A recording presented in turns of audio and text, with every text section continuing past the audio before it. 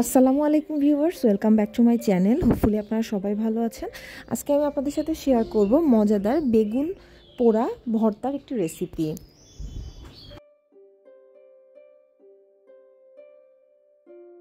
বেগুনকে নানানভাবে ভর্তা করা যায়, তবে পুড়িয়ে বেগুন এভাবে ভর্তা করলে কিন্তু এর টেস্টই হয় অসাধারণ। এখানে আমি একটি বড় সাইজের বেগুনকে অল্প পরিমাণ সরিষার তেল মেখে চুলার মধ্যে দিয়ে দিয়েছি। এভাবে বেগুনের বোটা হাত দিয়ে উল্টে উল্টে আমি বেগুনটিকে খুব ভালোভাবে পুড়িয়ে নিব।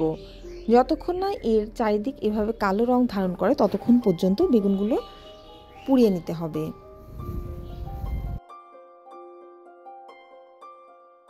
বেগুনটি খুব ভালোভাবে সিদ্ধ হয়ে গেছে কিনা এটি বোঝার উপায় হচ্ছে বেগুনের চারিদিকে এভাবে কালো হয়ে যাবে এবং বেগুনের গায়ে হালকা করে প্রেস করলে এটি নরম বোঝা যাবে। এবার বেগুনটিকে আমি একটি কলার পাতায় তুলে নিয়েছি। হালকা নরম হয়ে গেলে এর ওপর থেকে আমি খোসার অংশগুলো ছাড়িয়ে নিচ্ছি। আপনারা যারা এখনও আমার চ্যানেলটি সাবস্ক্রাইব করেননি অবশ্যই সাবস্ক্রাইব করবেন। ফ্রেন্ডস অ্যান্ড ফ্যামিলির সাথে শেয়ার করতে ভুলবেন না। ইতিমধ্যে যারা আমার চ্যানেলটিকে সাবস্ক্রাইব করেছেন তাদেরকে জানাই অসংখ্য ধন্যবাদ।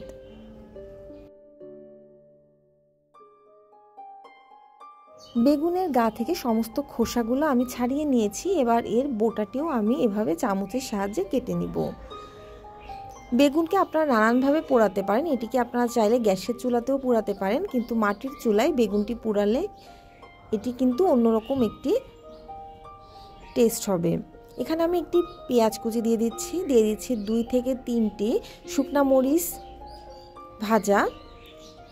এটিকে আমি শুকনা খোলায় ভেজে নিয়েছি। এবার এর মধ্যে দিয়ে দিচ্ছি পরিমাণ মতো লবণ, পেঁয়াজ এবং মরিচগুলোকে হাতের সাহায্যে আমি খুব ভালোভাবে মেখে নেব।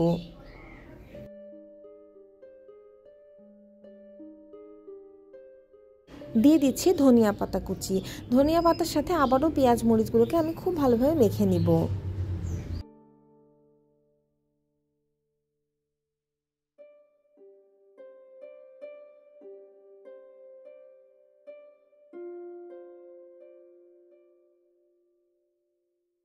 এ পর্যায়ে দিয়ে দিব ঘানিতে ভাঙা একেবারে খাঁটি সরিষার তেল। এই সরিষার তেল ব্যবহার করলে কিন্তু ভর্তার টেস্টই অনেক অন্যরকম হবে। খুব ভালোভাবে সমস্ত পেঁয়াজ ধনিয়া পাতা মরিচগুলো আমি ভর্তা করে নিয়েছি। এবার এর সাথে আমি পুড়িয়ে নেওয়া বেগুনটিকেও মিশিয়ে খুব ভালোভাবে হাতের সাহায্যে মেখে নিব।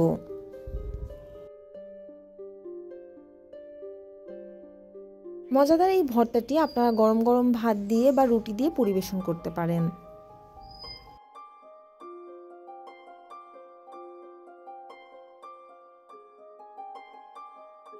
অবশ্যই আমার রেসিপিটি ফলো করে বাসায় আপনারা একবার হলেও বেগুন পোড়ার মজাদার এই ভর্তাটি ট্রাই করবেন। আশা করি আপনাদের সবার অনেক ভালো লাগবে। ভর্তাটি হয়ে গেছে, এবার আমি এটি পরিবেশন করে নিচ্ছি। আমার বাসার সবাই কিন্তু এই বেগুন পোড়া ভর্তাটি অনেক পছন্দ করে। এটি দেখতে যতটা সুন্দর হয়েছিল খেতেও কিন্তু ততটাই সুন্দর।